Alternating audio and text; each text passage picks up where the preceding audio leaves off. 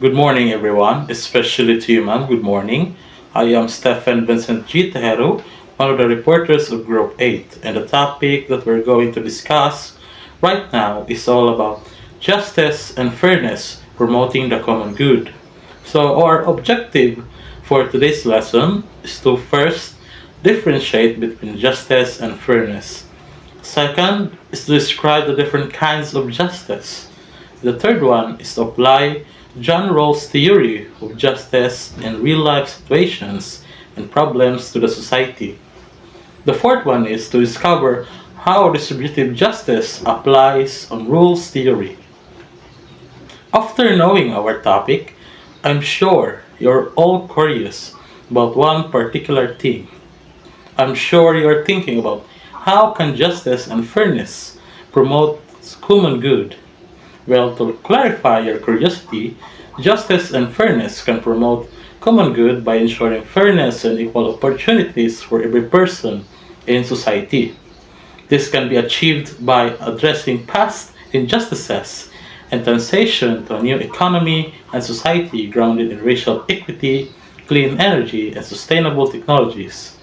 The fundamental principle of justice is that similar people and situations should be treated similarly. Fairness means impartial treatment without favoritism or discrimination.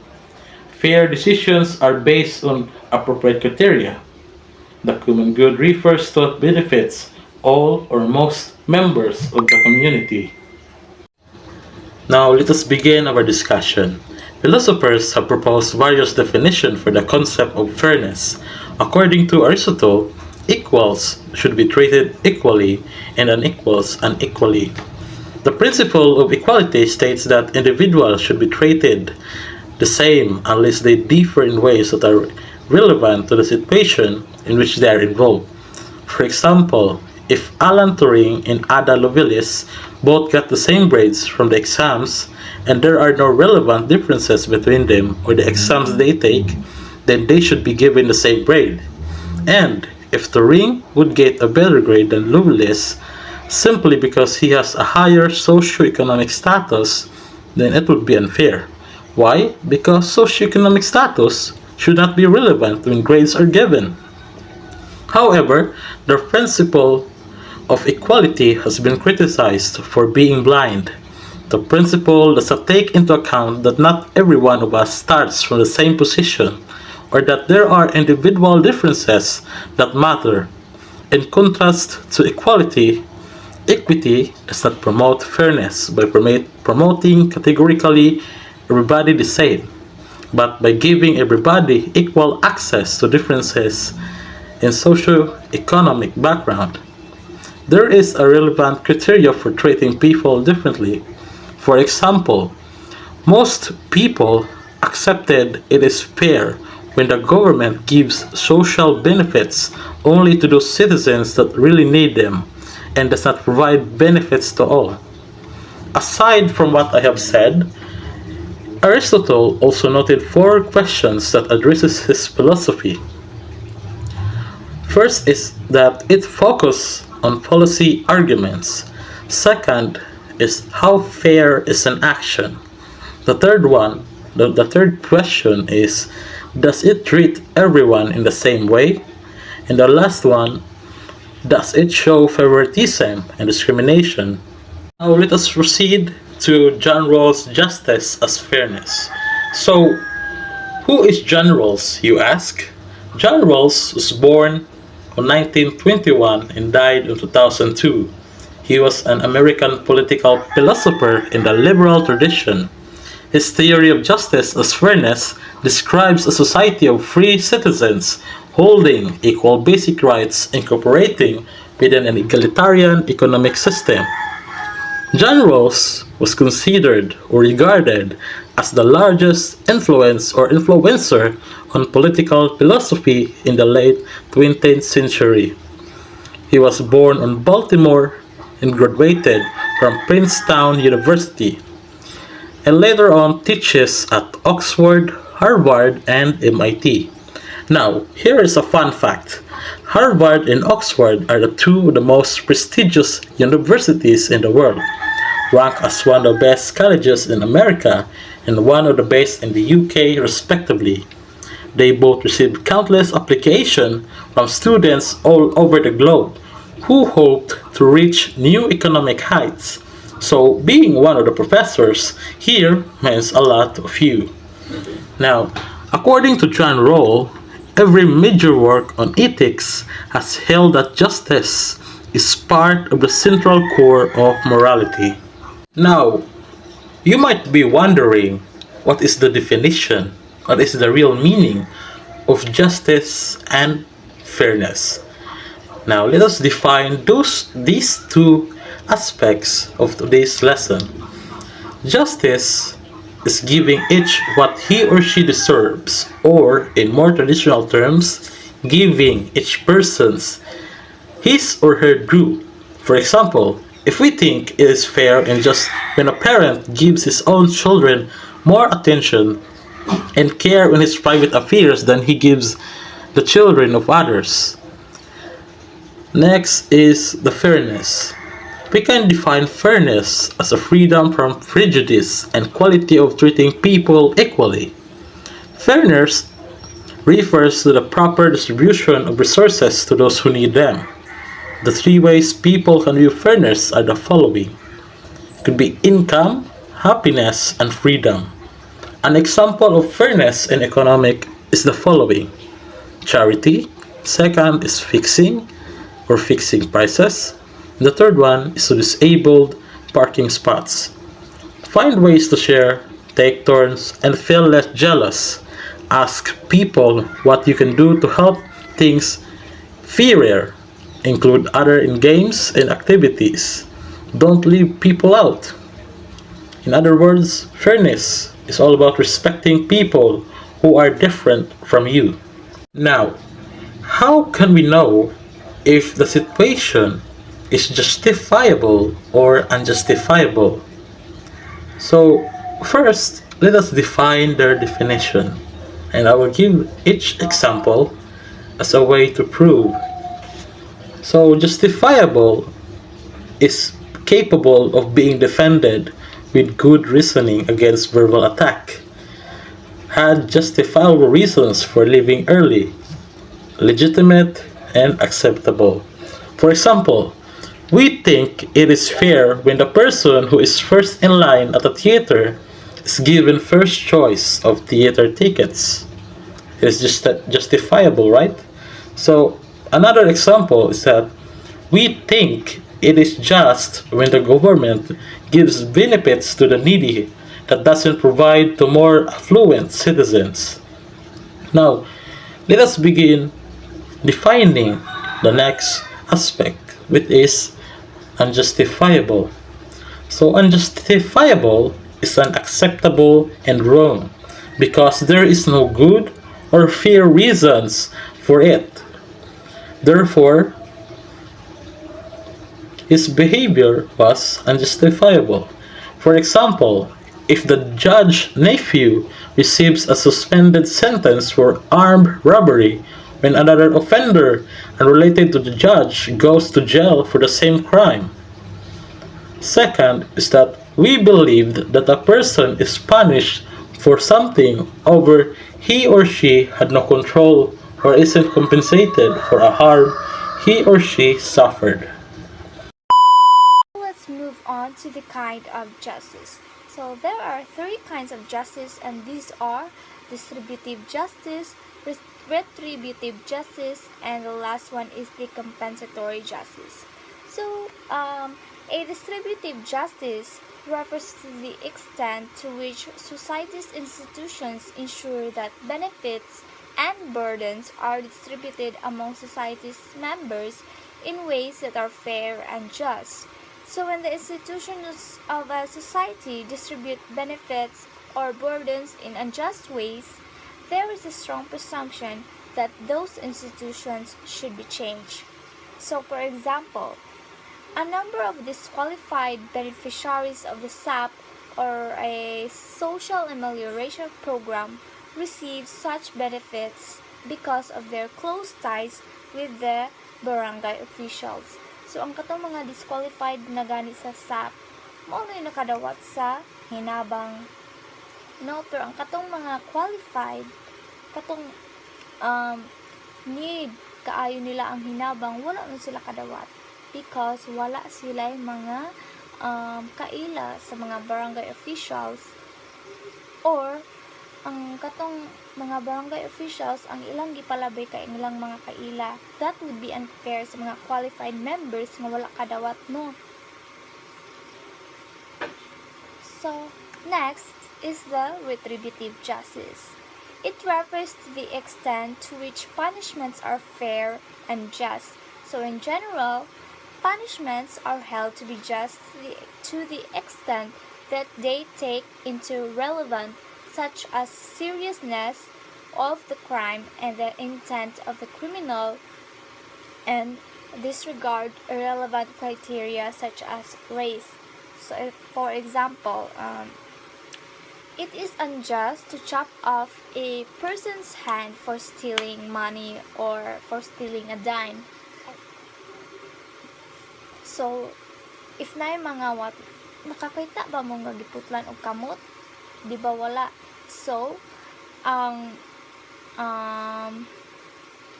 buhatan ana is prison sila or papayron sila sa ilang gikawat.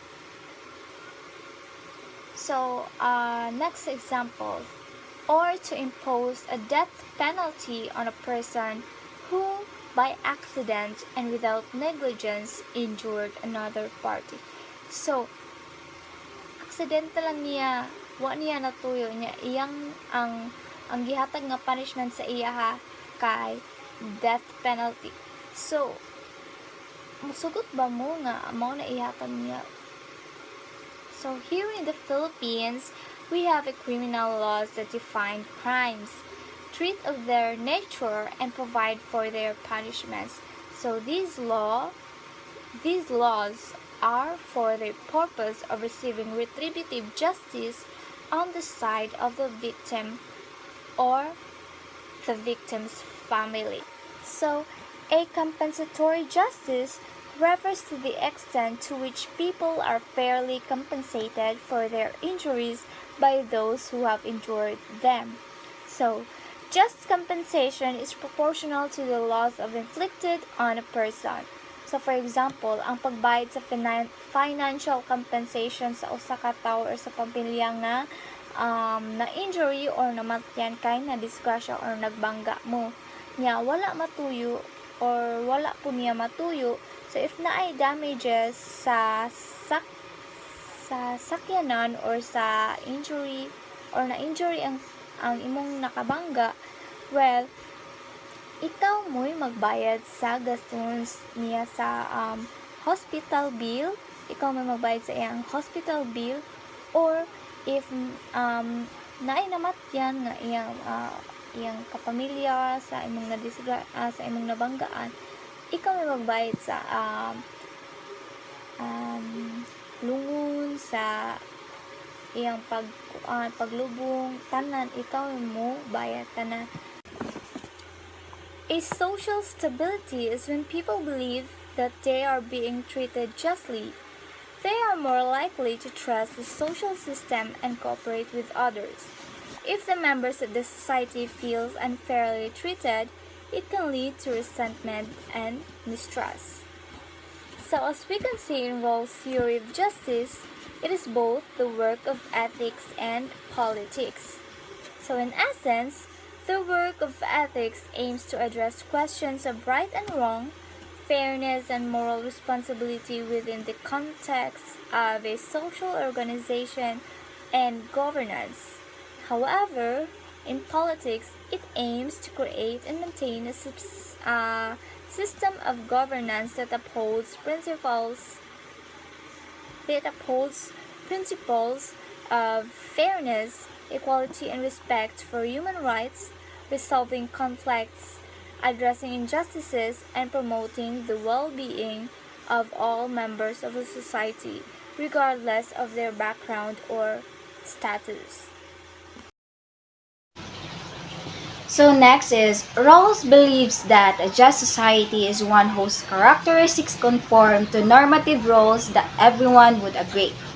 This explains why Rawls' theory of justice begins by introducing the fundamental principle that every individual is inviolable. Rawls writes, each person possesses an inviolability founded in justice that even the welfare of the state cannot override. Therefore, the rights secured by justice are not subject to political bargaining or the calculus of social interest. From this fundamental principle, we can draw the following implications. First, for Rawls is the life should not be sacrificed for the sake of majority. For example, is suppressing the people's right to speech and expression for the sake of economic growth is morally wrong for Rawls. As we can see, Rawls' theory of justice directly attacks consequentialist ethics, especially its most notable representative, that is utilitarianism. So the second one is it would appear that for Rawls is an erroneous theory is tolerable in the absence of a good one. Thus, as Rawls would have us believe an unjust law is better than no law at all. In other words, an act of injustice is tolerable if and only if it is necessary to avoid greater act of injustice. For example, it might be morally right to incapacitate it if not kill. A notorious serial killer if it is the only way to stop him from killing more innocent people. And the third and the last one would be individual liberties should be restricted in order to maintain equality of opportunity. Rawls' first principle of justice, known as the greatest equal liberty principle. This is to assert that every person has an equal right to a comprehensive system of equal basic liberties. This principle is applied only if all other variables are equal, and deviating from it is justified by proof. Fundamental equal liberties include freedom of speech, assembly, political liberty, thought and conscience, property ownership, and arbitrary arrest. However, freedom of contract is not included in the basic liberties as highlighted by laissez-faire. The second principle of justice by John Rawls describes acceptable inequality and the exceptions to the first principle. It says that if there is a win-win situation, inequality is acceptable. The equal opportunity principle and the difference principle are two principles that make up the main principle. The equal opportunity principle seeks to be better the circumstances of people in lower society, whereas the difference principle seeks to balance social and economic disparities with the least advantage.